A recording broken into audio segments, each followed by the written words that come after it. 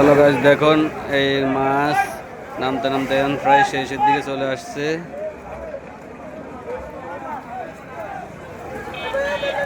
আজকে মাছ অনেক ছিল, পাইকার কম ছিল, খুচরা পাইকার কম।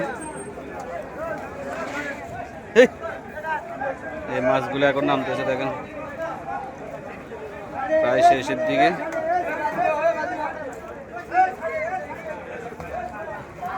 এই আমার বড় ভাইরা নামতেছে এখন শেষের দিকে, মাছ প্রায় শেষ হয়ে গেছে।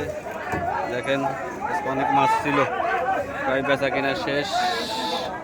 এটা হচ্ছে খুচরা বাজার, মানুষের কম বেশ সবাই কিনতে পারে, খাওয়ার জন্য নেয়।